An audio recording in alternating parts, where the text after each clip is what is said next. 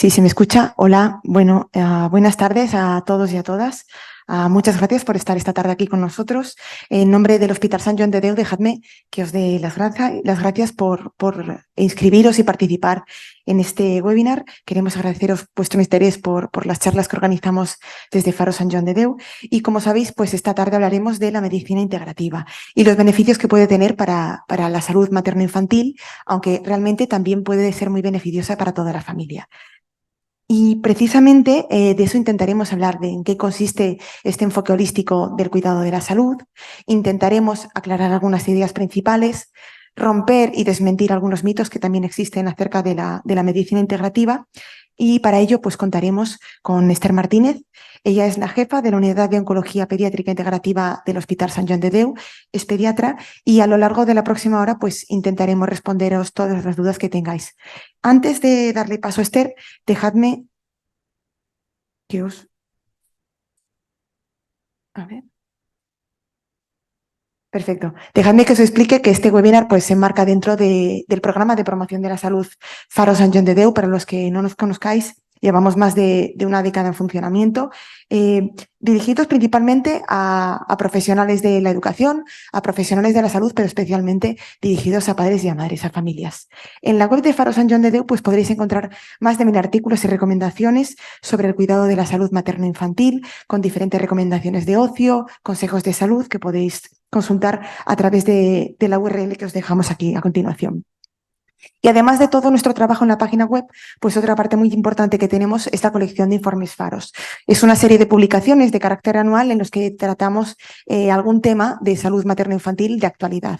El último número de la serie que publicamos hace unos meses, pues trataba, como veis aquí en la pantalla, sobre la salud materno-infantil medioambiental, y el efecto que tiene el cambio climático y el ambiente en la salud infantil.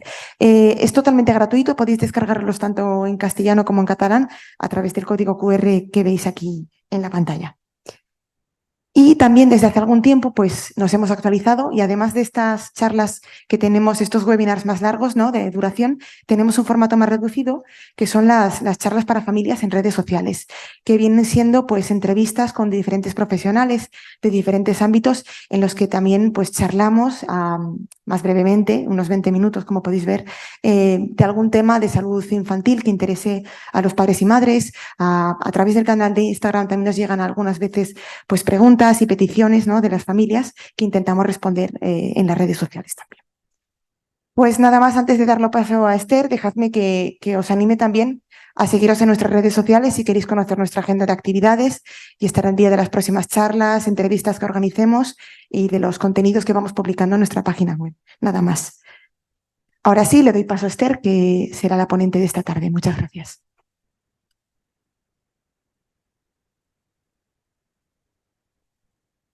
Ahora sí, buenas tardes a todos. Muchísimas gracias por estar aquí, por compartir estos minutos con nosotros. Yo soy Esther, soy pediatra, soy la responsable de la Unidad de Oncología Pediátrica Integrativa del Hospital Sant Joan de Déu. Y solo mencionar que esta unidad es la primera unidad de Oncología Integrativa Pediátrica de España, por la cual estamos muy orgullosos. Y hoy vamos a hacer una mirada conceptual, ir aterrizando en conceptos, ir aclarando ideas sobre lo que es o lo que debería ser la medicina integrativa. Primero de todo, aclaremos conceptos, ¿no? Hay mucho desconocimiento en este ámbito, es algo que nos encontramos con mucha frecuencia, el desconocimiento como la gran barrera, tanto en profesionales de la salud como en pacientes. No es lo mismo hablar de alternativo, quizá es algo parecido a hablar de complementario e integrativo. Ahora veremos la evolución histórica de estos términos y dónde estamos ahora. El concepto de medicina alternativa, este concepto, ¿no?, que nos da esta sensación de que es una cosa o la otra, de aquí estos dos circulitos, ¿no?, que pongo en dos colores, nació en los años 70, en 1970 en Estados Unidos, para dar cabida a todas las prácticas fuera de la medicina convencional, ¿no?, que se ofrecía pues, dentro de los centros sanitarios o fuera de los centros sanitarios.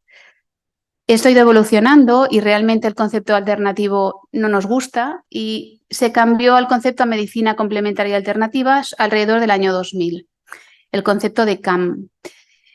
Aquí todavía queda el resquicio de ese alternativo, ¿no?, de ese una cosa o la otra, como una elección. Lo que hizo cambiar el paradigma de este abordaje, de este enfoque, fue la gran cantidad de profesionales sanitarios que poco a poco se fueron formando en tratamientos no convencionales y actualmente lo que nos gusta más es hablar de medicina integrativa, pero si queremos englobar a todos los profesionales de la salud implicados en los enfoques integrativos, deberíamos hablar de salud integrativa como un concepto más correcto. Modelos de atención sanitaria, de medicina integrativa y de salud integrativa, hay muchísimos y son muy diferentes en cada país en función de la legislación vigente. Podemos decir, iremos haciendo afirmaciones sobre la salud integrativa, ¿no? A medida que vaya pasando la presentación. El paradigma de salud integrativa evoluciona de forma paralela a los cambios políticos, sociales y económicos. Es un paradigma en constante evolución en función de cada contexto y de cada país. Cuando hablamos de medicina convencional, creo que todos sabemos de lo que hablamos, ¿no? Hay unas características de la medicina convencional. Tiene cosas buenísimas, de hecho, pues una alta tecnificación que nos permite llegar a diagnósticos muy precisos, una hiperespecialización que nos permite pues, tener especialistas número uno en procesos muy concretos, y esta tendencia a fragmentar, ¿no? A decir, pues yo soy cardiólogo, neurólogo, digestólogo, etcétera. Esta hiperespecialización dificulta esta visión global, a veces dificulta una visión global del paciente. Por otro lado, tenemos los tratamientos complementarios, que ahora hablaremos un poquito más, pero aquí nos falta una pieza muy importante, que es el paciente, el autocuidado. Es decir, el paciente, dentro del paradigma de salud, es corresponsable de su salud, es un coprotagonista de su salud, que necesita empoderamiento y para ello necesita herramientas y capacitación para poder tomar buenas decisiones respecto a sus hábitos y a su salud. ¿Cómo podemos linkar estos términos? ¿Cómo los podemos unir, ¿no? Bueno, por un lado, este link entre la medicina convencional y el autocuidado sería la medicina del estilo de vida. Es un concepto que nace también en los 2000 y que es un enfoque basado en la evidencia que busca prevenir, tratar e incluso revertir. Algo muy interesante, ¿no? Reemplazando conductas no saludables por saludables y sobre todo su impacto, su mirada son en 6 áreas: actividad física, control del estrés, la conexión con los demás, es decir, cómo nos relacionamos con los demás, los hábitos del sueño, el abuso de sustancias y la nutrición, cómo comemos. ¿Cómo podemos linkar la medicina convencional con los tratamientos complementarios? Bueno, pues con la medicina integrativa. Y la medicina integrativa pretende cubrir o dar respuesta a las diferentes necesidades físicas y emocionales de los pacientes, también espirituales en algunos contextos, siempre bajo el paradigma de la evidencia científica. Idealmente debería ser o formar parte del plan terapéutico del paciente, luego hablaremos de esto un poquito más, con el fin, ¿no?, de curar, paliar, acompañar y promocionar el bienestar y la calidad de vida. Por lo tanto, si hablamos de salud integrativa, estamos hablando de la confluencia de todo esto. Es decir, que la visión simplista de que la salud integrativa es simplemente integrar tratamientos complementarios no es así, es mucho más. Y de hecho, ahora iremos avanzando en este concepto y veremos que la salud holística, la mirada holística de la salud va un poquito más allá también. Y es muy importante en este nuevo paradigma de salud integrativa en que el paciente está en el centro. Los cuidados están centrados siempre en el paciente y el paciente como protagonista de su salud. La salud integrativa evoluciona en el modelo de atención del cuidado de la salud para lograr los mejores resultados. Integrar diferentes técnicas, esta mirada holística, preventiva. Lo que queremos es lograr los mejores resultados, tanto en enfermedad como en prevención. Esto sería lo que es la salud humana en su conjunto. Y la salud humana, la salud global de la persona se basa en la idea de que nuestra salud implica múltiples factores interconectados, es decir, somos parte de un todo. ¿Y qué mezclamos? ¿Qué se interconecta? Pues el factor biológico, ¿no?, tu carga genética, tu conducta, tus hábitos, dónde vives, con quién compartes tu vida, cómo son tus conexiones sociales y, cómo no, todo el tema medioambiental, dónde vives, qué respiras, qué comes, qué bebes, etc. La salud humana evidentemente, está totalmente ligada con la salud animal y este nexo lo haría la medicina veterinaria, es decir, cómo criamos al ganado, ¿no? La zoonosis, qué antibióticos les damos, pues todo esto influye en la salud humana, nos guste o no nos guste. Y otro factor muy importante, como hemos dicho ahora, es la salud medioambiental, ¿no? En qué agua, la cantidad de contaminación en la que vivimos, el agua que bebemos, el aire que respiramos, el cambio climático, etcétera. A este concepto de integrar la salud humana con el animal y con el medio ambiente se le llama One Health, una sola salud. Es decir, que la salud humana y el animal son independientes y a la vez ambas dependen del medio ambiente, ¿vale? Por lo tanto, esta mirada todavía es mucho más integradora y mucho más holística.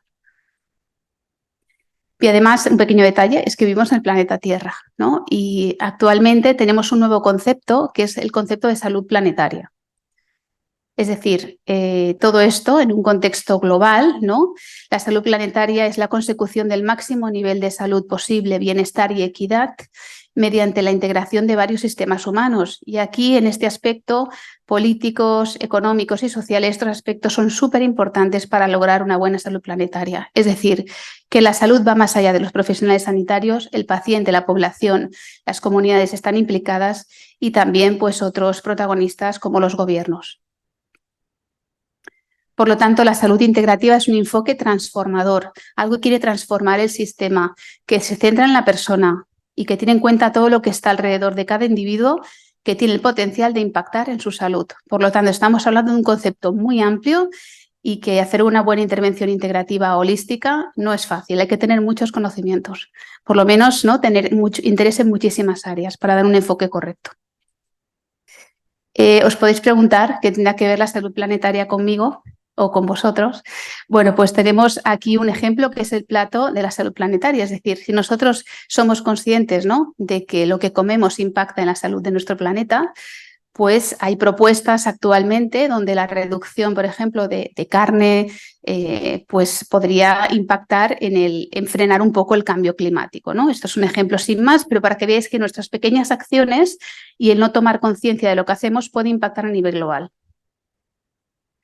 La salud integrativa, por lo tanto, ofrece una visión global, accesible, equitativa, colaborativa y sostenible. Y no sostenible solo para el planeta, sino sostenible también para el sistema de sanidad o sanitario. ¿Y por dónde empezamos a hablar de salud integrativa? Bueno, pues vamos a ir por partes. Primero, ¿qué pasa en España y qué pasa en la Unión Europea? Pues la realidad que tenemos en España es que el sistema público de salud no financia este tipo de tratamientos. No hay regulación de la formación ni de las competencias profesionales y esto es un gran problema a día de hoy. En cambio, en Europa pues hay muchísimos profesionales formados, más de 350.000 profesionales acreditados. Hay países que integran los tratamientos complementarios dentro de su sistema de salud, por ejemplo, Francia, Suiza, Alemania, Italia, pero la regulación no es homogénea entre países, o sea que lo que puede estar legalizado o regulado en un país, en otro no lo está. Por lo tanto, tenemos una asignatura pendiente en la salud integrativa, que es la regulación en la formación, en la práctica asistencial y en la investigación, como veremos después. Un paso adelante lo dieron en 2023 el Parlamento Europeo, que respaldó la medicina integrativa como un enfoque centrado en el paciente que combina lo convencional con lo complementario para mejorar la salud y la calidad de vida, sobre todo en casos de patología crónica y cáncer. Es una gran noticia, ¿no?, que el Parlamento Europeo respalde este tipo de prácticas, porque es urgente comprender la salud global de la persona en la actual crisis sanitaria mundial. ¿Y qué entendemos por crisis sanitaria mundial? Bueno, pues la tendencia a esta cronicidad, ¿no? Es tan importante este impacto de las enfermedades crónicas, sobre todo las causadas por factores interrelacionados como la dieta inadecuada, el sedentarismo o el manejo del estrés o el estrés crónico, que cada vez representan una proporción mayor del total de muertes en todo el mundo, tanto en países desarrollados como en vías de desarrollo. Esto es un estudio que se hizo donde ven la columna verde respecto al azul. La azul es 2030, la verde es 2008 y vean cómo el total de muertes relacionadas con ese tipo, ¿no?, de cronicidad son cada vez mayores. Por lo tanto, la salud integrativa pues, tiene un papel muy relevante en el manejo de la cronicidad y sobre todo algo muy, muy interesante en términos de prevención. en cambio de hábitos y en algo que nos interesa mucho a los gobiernos, que es la costo-eficiencia. ¿Cómo podemos ahorrar dinero y mejorar la salud de las personas? Es decir, que la mirada integrativa, holística, parando atención a estas cosas que vamos a ir comentando, hacen un sistema sanitario más sostenible. ¿Y qué dice la OMS? La OMS es la máxima autoridad. Bueno, pues la OMS elabora una estrategia en 2014, que es 2014-2023, donde pide por favor a los países que regulen la complementariedad, que investiguen sobre la complementariedad, que generen evidencia y conocimiento. ¿Pues para qué? Pues para integrarlo dentro del sistema de salud. Por un lado, porque es una demanda social emergente, cada vez hay más personas, como veremos después, que solicitan y que usan tratamientos complementarios, y porque es costo eficiente para el sistema. ¿Le hemos hecho caso? No lo sé, hay países que todavía tienen los deberes por hacer. Un dato es que entre los 192 miembros de la OMS, 183 reconocen el uso de la acupuntura. Y me podrán decir, bueno, muchos son asiáticos. Pues no todos. Por ejemplo, Noruega, el 34-64% de sus médicos recomiendan la acupuntura a sus pacientes y no es un país asiático. Tenemos un modelo muy interesante, un modelo liderado por Ellen Langevin, médico, acupuntora y investigadora de Harvard, que es la directora del Centro Nacional de Salud Complementaria e Integrativa, que ha hecho un plan estratégico exquisito sobre su visión y la visión que debería, ¿no?, tener esta introducción de los tratamientos complementarios e integrativos dentro del sistema de salud. Ella dice que la salud integral significa apoyar la salud y el bienestar de la persona en sus múltiples dimensiones, biológica, conductual, social y ambiental. También comenta, y ahora os pasaré un breve resumen, que normalmente el sistema médico está muy enfocado en buscar las causas que generan enfermedad. Es lo que llamamos patogénesis. En cambio, falta mucho conocimiento sobre los factores o los determinantes que generan salud, y esto se llama salutogénesis. Es decir, nosotros podemos estar sanos, pero el paso de salud a enfermedad no es un paso de hoy para mañana, es un camino. Es decir, podemos estar en muy buen estado de salud, encontrarnos cada vez peor y luego llega un punto de inflexión donde podemos generar una enfermedad. Y este transcurso, este estudio de este camino se llama patogénesis. Y algo más, la salud no es siempre ausencia de enfermedad. Es decir, hay personas que gozan de un estado de salud porque no hay un diagnóstico detrás de lo que les pasa, pero no gozan de un buen estado de salud porque duermen mal, gestionan mal el estrés, tienen dolor crónico, etc. En cambio, hay personas con enfermedades crónicas que debido a sus hábitos y a los cuidados que ellos tienen sobre su salud, tienen una buena percepción de su estado global. ¿Qué nos provoca la enfermedad? ¿Por qué nos ponemos enfermos? Bueno, hay muchas causas, evidentemente, ¿no? Pero quizás las que podemos impactar más desde una visión holística integrativa son el manejo del estrés, la dieta, el sedentarismo y el mal descanso. Estos cuatro pilares son fundamentales y son la base de la salud en toda la población. ¿Y lo podemos revertir? Pues sí, la idea es intentar tomar conciencia y tomar medidas antes de ese punto de inflexión hacia la enfermedad.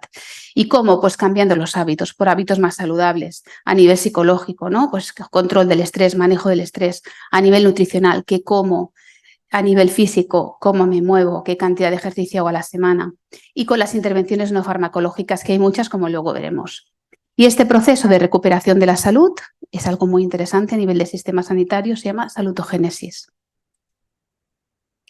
Y lo que nos pasa como personas le pasa al planeta Tierra. La planeta Tierra no va a estar enfermo de la noche a la mañana, es un proceso de enfermedad, de pérdida de salud. ¿Y por qué? Bueno, pues probablemente por estos factores, ¿no? La deforestación, el consumo de combustibles fósiles, la industria, la producción de alimentos. Y habrá un momento que haya un punto de inflexión, pero si nos queremos avanzar, ¿no? y volver otra vez a un estado mejor de salud, pues tenemos que tomar medidas. Esto es lo mismo a nivel individual que a nivel planetario, ¿no? Pues deberemos reforestar, debemos utilizar energías renovables, reciclar y lo que os he dicho antes, la dieta planetaria como un ejemplo. ¿Y por qué es tan importante? ¿Por qué pongo el planeta Tierra aquí? Bueno, porque estamos conectados con la naturaleza. Todo lo que le pasa al planeta Tierra en negativo nos va a restar a nosotros, ¿no? O sea, al final es una visión muy global, una visión muy necesaria a nivel de población. Pero hay un problema, es que los hábitos y los cambios de hábitos son difíciles de sostener en el tiempo. Y aquí es necesario que el individuo no se sienta solo. Y por eso la conexión con la familia, con la comunidad y con las poblaciones, con las políticas de salud es súper importante para mantener estos cambios y estos hábitos saludables. Por lo tanto, la salud integral ofrece herramientas a las personas para mejorar y restablecer su salud en múltiples ámbitos interconectados, sin limitarse solo a tratar la enfermedad. Y esto es un punto clave. Empoderar a las personas, a las familias, a las comunidades, a las poblaciones. Esta visión holística será la clave del éxito. La salud de la persona va más allá de su genética. Como ustedes saben, depende del ambiente, depende de su conexión social, de su contexto familiar, de cómo come, cómo se mueve, cómo duerme, qué sentido le da la vida, si abusa o no de sustancias, qué nivel cultural y educativo tiene, qué nivel económico. La salud global de la persona es multidimensional y esta mirada multidimensional es la mirada por excelencia integrativa. ¿Cuáles son los enfoques complementarios de la salud? Pues nos podríamos centrar en 3 enfoques principales. En enfoque nutricional, es decir, hablamos de dietas específicas, como puede ser una dieta cetogénica, el ayuno, los suplementos nutricionales, los suplementos herbales, todo lo que impacte en microbiota y los nutracéuticos son ejemplos. A nivel psicológico, espiritual o emocional, podemos hablar de meditación, de mindfulness, de hipnosis, de arteterapia, de musicoterapia o de las múltiples técnicas de relajación. Y a nivel físico podemos hablar de neuromodulación percutánea y transcutánea, como puede ser la acupuntura y la terapia neural. Podemos hablar de técnicas como la osteopatía y la quiropraxia, la tuina, el shiatsu, la reflexología y el masaje. Pero hay disciplinas que engloban varios de estos enfoques. Por ejemplo, la nutrición consciente engloba lo nutricional con lo psicológico, ¿no? Porque es la atención plena con la comida. Y el yoga, la danzaterapia, el tai chi o el qigong, incluso la acupuntura en algunos casos, podríamos, ¿no?, englobar lo psicológico con lo físico. Y luego tenemos otros enfoques que se llaman los sistemas médicos completos, que no estarían dentro del paradigma de esas 3 columnas que hemos visto ahora, que serían la medicina tradicional china, la homeopatía, la ayurvédica, la antroposofía y la naturopatía. Y en muchos países estas disciplinas solo la pueden ejercer los médicos. ¿Qué evidencia tenemos y qué modelos asistenciales tenemos? Os he puesto algunos ejemplos de hospitales muy conocidos, donde hace muchísimos años, décadas, que utilizan medicina integrativa, pediatría integrativa, oncología integrativa en el abordaje de sus pacientes, tanto adultos como niños. Un dato muy interesante es que el 50% de la población de los países desarrollados y también en vías de desarrollo utilizan alguna forma de tratamientos complementarios. La parte negativa de todo esto es que la mayoría de ellos no se lo comunican a su médico de referencia. Y esto es negativo para el médico porque no conoce la situación del paciente y para el paciente porque a lo mejor alguna de las cosas que toma o hace no está indicada. Lo más importante en medicina integrativa es tener un diagnóstico clínico, un diagnóstico médico. Es decir, el tratamiento es complementario, es integrativo, pero tiene que estar siempre supervisado por personal sanitario. Las publicaciones en medicina integrativa van increciendo. Es una disciplina emergente en investigación. Y los 5 países con mayor número de publicaciones son Estados Unidos, China, Alemania, Inglaterra e Italia. Y como ven, desde 2012 a 2021 no ha hecho más que crecer la investigación. En parte por la gran sostenibilidad que esto genera el sistema. Es verdad que cada vez hay más grupos investigadores para generar conocimiento y evidencia, pero hay un problema. Porque nosotros investigamos muchas veces los enfoques integrativos como si fueran enfoques tradicionales o convencionales. Y el enfoque convencional es muy analítico, va muy al detalle. Necesitamos herramientas nuevas, herramientas que nos permitan diseñar estudios que realmente tengan un sentido esos resultados. ¿Y por qué? Bueno, porque normalmente en la visión holística de la salud muchos sistemas del cuerpo están interrelacionados. Por ejemplo, ¿no?, el famoso el eje intestino-cerebro. Una misma disciplina, por ejemplo, la práctica del yoga o la meditación, puede impactar en varios sistemas interrelacionados. Varias disciplinas aplicadas a la vez pueden impactar, por ejemplo, en un sistema en concreto y a la vez rizamos más el rizo, varias disciplinas que el paciente realice pueden impactar en varios sistemas del organismo. Y esta es una manera de investigar distinta a la que estamos acostumbrados los médicos. ¿Cómo impacta en la salud la medicina integrativa? ¿Qué ejemplos podemos dar? Bueno, pues podemos decir que la meditación y el mindfulness regula la presión arterial, nos da mejores herramientas para manejar la ansiedad y el estrés, mejora el dolor o la percepción del dolor, puede mejorar los síntomas de intestino irritable y puede mejorar muchísimo la calidad del sueño. La acupuntura y la neuromodulación para todo tipo de dolor y con base inflamatoria es un tratamiento estrella. Puede también ayudar a gestionar el estrés, las alergias, los síntomas gastrointestinales y en el paciente oncológico es muy eficaz para náuseas y vómitos. Y a nivel de yoga y tai chi, por poner otro ejemplo, pues también nos ayuda a manejo del estrés, a manejo del dolor, síntomas depresivos, mejoras, por ejemplo, los ancianos en equilibrio y estabilidad. Y en general son disciplinas que mejoran la calidad de vida en cronicidad y no cronicidad. Como veis, sale siempre el dolor. El dolor es el gran protagonista. Y el dolor lo sufren muchas personas, es algo bastante prevalente en nuestra población. Todo lo que mejore nuestro bienestar emocional mejora la gestión del dolor, aumenta el umbral del dolor. Y eso es muy importante, es una herramienta de empoderamiento del paciente, una herramienta no farmacológica y por lo tanto que no genera ningún tipo de toxicidad y que puede incluso mejorar la polifarmacia y gestionar mejor los fármacos del paciente. Si hablamos de evidencia, ¿qué mejor evidencia que las guías de práctica clínica? Es el mayor grado de evidencia. Tenemos varios ejemplos. A nivel de oncología, que quizá es el área de la medicina donde más se ha estudiado la medicina integrativa, la ASCO, la Sociedad Americana de Oncología, junto con la SAIO, la Sociedad de Oncología Integrativa, han hecho guías de práctica clínica, es decir, para profesionales de la salud, para que ellos puedan hacer buenas recomendaciones sobre tratamientos complementarios en tema de ansiedad y depresión y en dolor oncológico, en el paciente oncológico. Entonces, es una manera muy fácil de poder recomendar al paciente, en base a la evidencia que tenemos, un tratamiento en concreto no farmacológico, que en pacientes polimedicados, como es el caso del paciente oncológico, nos va fenomenal. Por ejemplo, durante el tratamiento activo se recomienda mindfulness, yoga, hipnosis, técnicas de relajación, musicoterapia, reflexología o inhalar aceite esencial de lavanda. Y en la depresión, por ejemplo, post-tratamiento, el mindfulness, el yoga y el tai chi o qigong pues han evidenciado mejoras en el manejo de los síntomas depresivos. A nivel del dolor oncológico, también se han hecho guías de práctica clínica, donde la acupuntura, el yoga, pues pueden ser muy interesantes para las artralgias por inhibidores de aromatasa, para pacientes con cáncer de mama. Para el dolor musculoesquelético, la acupuntura, la reflexología, el masaje, el yoga, por ejemplo, en el dolor neuropático también, en el dolor quirúrgico, en el dolor de cuidados paliativos, ¿no? Durante el tratamiento paliativo, pues el masaje podría ser una muy buena herramienta. Y aquí tenemos lo de siempre en pediatría, ¿no? En pediatría que nos dicen pues que hay insuficiente o no concluyente evidencia para recomendar ninguna terapia. Y aquí tenemos una necesidad no cubierta, es decir, hay muchísima investigación en adultos, solo se genera la evidencia si se hacen estudios clínicos. Si en pediatría no tenemos pues, suficientes profesionales capacitados para realizar tratamientos integrativos y no se investiga lo suficiente, pues nos encontramos con estos contextos. ¿Esto quiere decir que los niños no son tributarios a tratamientos complementarios? No, los niños tienen dolor, tienen náuseas, tienen vómitos, tienen alteraciones del sueño y sufren ansiedad y depresión en un contexto oncológico. Por lo tanto, a pesar de no tener la suficiente evidencia actual, hay que trabajar para seguir investigando y en generar guías de práctica clínica pediátricas que nos permitan recomendar estos tratamientos en primera línea.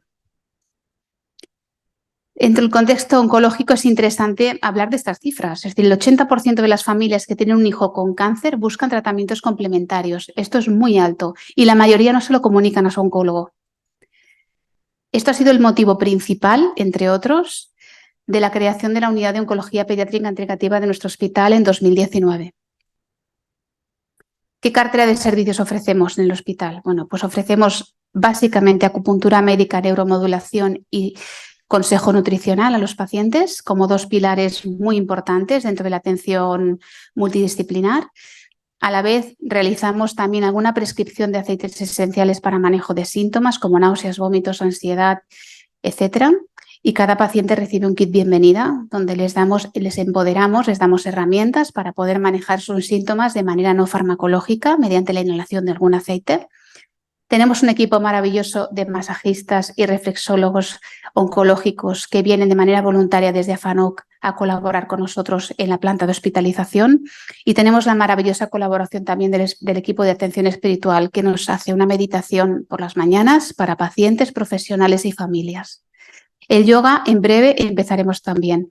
He puesto estos simbolitos del COVID porque el COVID, claro, yo empecé el 2019 y el COVID nos paró y nos frenó muchísima asistencia, pero la que nunca se vio perjudicada fue la aromaterapia, la acupuntura y la nutrición, y el resto se frenó porque había unas pautas, ¿no?, que debíamos cumplir a nivel de seguridad sanitaria. ¿Cuáles son los objetivos de la unidad integrativa y los que deberían ser de cualquier unidad integrativa integrada, ¿no?, valga la redundancia, en el sistema de salud? Primero, cubrir esta demanda social. Una demanda social es una necesidad no cubierta y creo que es un deber moral del sistema que se pueda ofrecer dentro de los centros sanitarios. Primero, porque es más democrático, podría llegar a todo el mundo, y segundo, porque hay algo muy importante, que es la seguridad del paciente. Por lo tanto, los objetivos son mejorar la adherencia terapéutica, disminuir efectos adversos de la quimio, de la radio, de la inmunoterapia, aumentar calidad de vida y bienestar, hacer un uso óptimo de los fármacos, bajar la polifarmacia, sobre todo en la gestión del dolor, generar este ambiente de seguridad al paciente. Todo está dentro de un equipo multidisciplinar, ¿no?, bajo criterio médico y muy controlado, y generar líneas de investigación, que estamos desarrollando algunas, para poder llegar a esa evidencia necesaria para las guías de práctica clínica en pediatría. Y sobre todo, objetivo final, creemos que este abordaje integral, holístico e integrado en el sistema mejorará resultados. ¿Somos únicos? No, somos uno más. Es decir, en Estados Unidos, hospitales pediátricos como los que ven aquí, el Memorial, el Presbyterian o el Boston Children's Hospital, hace años, décadas, que tienen una unidad de oncología pediátrica integrativa. ¿Y cuál es el kit en la cuestión? Pues que estos hospitales, como cualquier otro hospital de Estados Unidos y de Canadá, tener una unidad integrativa dentro del hospital les da un ítem, un check de excelencia asistencial. Y es lo que queremos en el PCCB y en el Hospital Sant Joan de Déu, dar una excelencia asistencial a nuestros pacientes.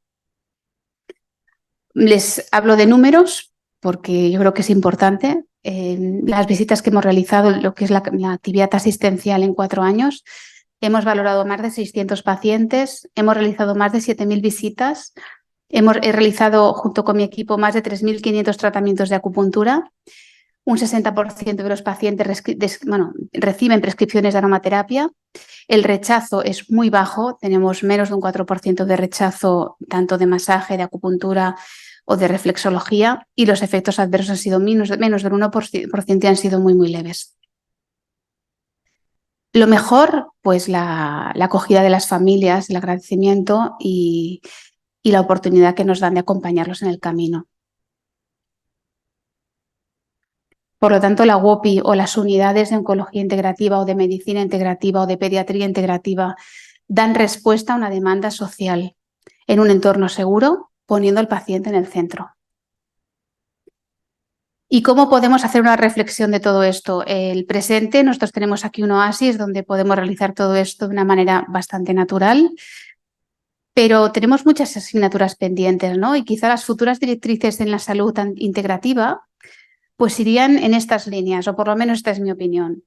El enfoque basado en la evidencia, pero esto no como un freno, sino como un motor. La evidencia se genera investigando y la investigación se genera con dinero. Por lo tanto, debemos tener iniciativas de investigación en este ámbito. O sea, que esto no sea un freno, sino que sea un motor.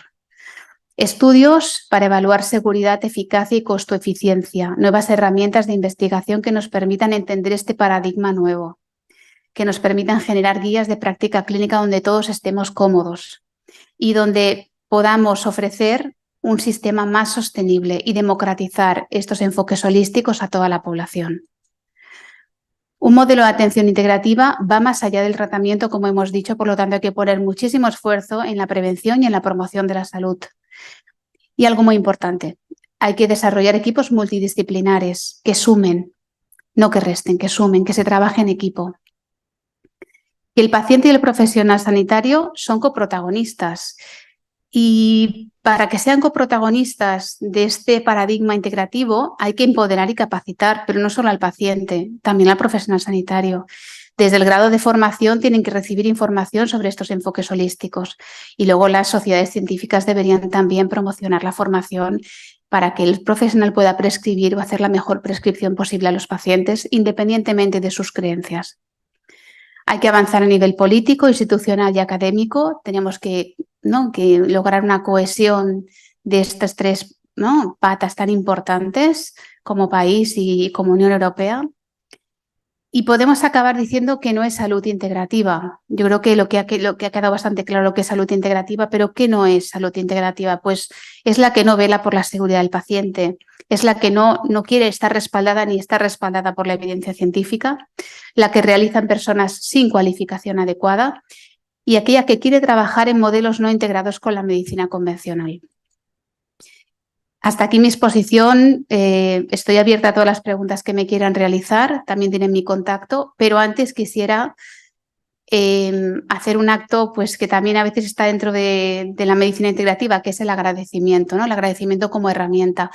Y quiero dar las gracias primero al Hospital Sant Joan de Déu y al Pediatric Cancer Center, a Dirección Médica y a Gerencia, a Dirección del PCCB, por la oportunidad de poder abrir esta unidad dentro de un centro sanitario público, en este caso es concertado, pero con servicio público, y sobre todo gracias a mis pacientes, porque para mí es un honor y un privilegio poder acompañarlos en este camino. Y gracias a ustedes por estar ahí. Pues muchas gracias, Esther. Bueno, hace un rato os dejábamos por el chat también que podéis comenzar a dejar las preguntas que tengáis. Intentaremos irlas respondiendo. Y yo, para romper el hielo, Esther, sí que me gustaría preguntarte, después de tu exposición y que nos has explicado muy claramente qué es la medicina integrativa, que nos explicaras brevemente, bueno, pues por dónde tiene que comenzar una familia, por dónde tiene que empezar una madre o un padre que quiere poner en marcha alguna acción, algún tipo de cuidado basado en la medicina integrativa y, bueno, cómo tiene que hacer, ¿no? Porque aquí es verdad que estamos centrados más en el paciente oncológico y donde más lo aplicamos, pero cualquier niño que aparentemente esté sano y quiera, bueno, pues por dónde puede comenzar la familia a aplicarlo. Bueno, yo creo que lo primero es tomar conciencia de los hábitos que tenemos, ¿no? Lo principal en salud integrativa es el cambio de hábitos. Y como hemos dicho, gestión del estrés, alimentación, ejercicio físico y gestión del sueño, una buena calidad del sueño. Empezar por comer mejor sería un gran paso, ¿no? Bajar el número de ultraprocesados, azúcares, etcétera. Tener una actividad física en familia, hacer ejercicio físico, tener contacto con la naturaleza, ser conscientes de que nuestras acciones impactan en el planeta, ¿no? Reciclar, reutilizar. Al final, eso todo lo que estoy diciendo es una mirada también muy global, eso también es salud integrativa.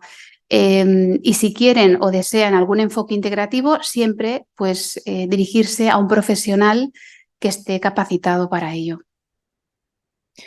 Perfecto. Y en esta línea, pues también me gustaría preguntarte, ¿no? Cuando hablabas de de los diferentes ámbitos, ¿no?, donde trabaja la medicina integrativa, uno de ellos era la nutrición y, bueno, pues recientemente en los medios de comunicación mucha gente puede leer acerca de los efectos de los probióticos, ¿no? Está, bueno, muy de moda en los medios de comunicación también hablar del microbioma. Todas estas, no quiero decir modas porque realmente hay evidencia científica que lo avala. ¿Cómo puede la gente informarse y a qué tiene que hacer caso al final? A ver, el microbioma yo creo que ahora es una de las claves será la clave de muchas cosas, ¿no? Porque realmente tenemos 7 kilos de bacterias conviviendo con nosotros o ellas con nosotros, nosotros con ellas. Realmente, ¿no? Es un paradigma muy interesante. ¿A quién se tienen que dirigir? Bueno, en general, pues a su pediatra, a sus médicos de referencia. Deberíamos tener todos los médicos una base de formación en este aspecto, pero sí que es verdad que es una ciencia que está en continuo desarrollo y cada vez hay más información. Lo más importante para la microbiota es cuidarla. ¿Y cómo se cuida? Pues tomando prebióticos y probióticos, fundamentalmente, es decir, desde la dieta. Es la mejor manera de cuidar tu microbiota. Una dieta pues, rica en fibra, una dieta con fermentados, una dieta con vegetales, con legumbres, ¿no? Una dieta pues mediterránea. O sea, al final la dieta mediterránea no es vivir en el Mediterráneo, sino pues tener esta base, ¿no?, de vegetales, de proteína vegetal, que eso es lo que mejor impacta en la microbiota. La microbiota también está modulada por el nivel de estrés, por lo tanto, todo aquello que nos mejore nuestra gestión del estrés y que nos haga vivir sin ese estrés crónico mantenido, mejorará también, impactará en microbiota. Los probióticos se pueden dar en momentos muy, muy puntuales y claro que sí, no hay ningún problema, pero esto quizá es competencia más del pediatra, ¿no? O del médico de familia o del digestólogo. Perfecto. Bueno, veo por aquí a... Bueno, perfecto, nada. Estaba viendo simplemente perdona, Esther, una felicitación, bueno, dándote directamente las gracias por la charla. También nos hacen referencia al plato nutricional, ¿no? El de Harvard. No, no era Nutriplato por Nestlé. Lo que les he puesto es el plato de la dieta planetaria que está en Lancet. Las referencias de todo lo que he puesto están abajo de las diapositivas. Cuando ustedes lo puedan ver en diferido, verán que abajo ahí está la referencia y es el plato de dieta planetaria. No es ni Nutriplato de Nestlé ni Nutriplato de Harvard. Sí, entiendo vale, perfecto, que no es el plato de Harvard ni el Nutriplato, que es verdad que también se utiliza a veces aquí en el hospital. Y yo también me gustaría preguntar, pensando en las familias que puedan consultar el vídeo también luego, posteriormente en YouTube, cómo, bueno, las mismas pautas, ¿no? Para acudir con niños, a veces en ocasiones, a centros de acupuntura, porque, bueno, no todos llegarán aquí derivados a hospitales, ¿no? Por lo que comentabas, son pocos los centros que en Barcelona, o en Cataluña, o en España, pues aún tienen estos servicios de medicina integrativa incorporados. ¿Y cómo informarse a la hora de acudir a profesionales? ¿Qué tipo de acreditación deberíamos buscar? Es algo complejo porque actualmente no están reguladas las competencias profesionales. Es una pregunta un poco difícil. Es decir, lo ideal sería que el centro donde le aplicaran acupuntura pediátrica, acupuntores pediátricos hay muy pocos. En España yo hasta hace poco era la única, por lo de las pocas, no voy a decir la única porque queda muy, muy raro, pero de las pocas que había. Entonces lo más importante es que esa persona tenga una formación universitaria, es decir, que se haya formado en alguna capacitación de acupuntura dentro de las universidades, que sí que hay algunas. Y, hombre, lo ideal en casos de acupuntura pediátrica, hablo de pediátrica, lo ideal es que sea pediatra. O sea, al final, o tiene un diagnóstico ya realizado por su pediatra, o trabaja dentro de un centro pediátrico, por ejemplo, una enfermera, un enfermero acupuntor puede hacer acupuntura pediátrica, sí, pero para mí la situación ideal sería trabajando con un pediatra en un centro, ¿no? De un equipo multidisciplinar. Porque lo más importante, lo he dicho durante la presentación, es que hay que tener un diagnóstico médico, un diagnóstico clínico. No podemos hacer acupuntura a los pacientes sin saber lo que tienen, sin haber, ¿no? Si tiene un dolor de espalda, no tenemos que hacer la acupuntura para el dolor de espalda, tenemos que hacer la acupuntura, bueno, para calmar ese dolor y la inflamación, pero tenemos que saber por qué le duele la espalda. Pues a lo mejor tiene que revisar el traumatólogo, etcétera. En el caso del niño, el pediatra es una figura muy importante para el diagnóstico. El tratamiento complementario, pues hay muchos profesionales que lo pueden hacer, a lo mejor no está regulado, pero siempre, para mí, la situación ideal es un equipo multidisciplinar.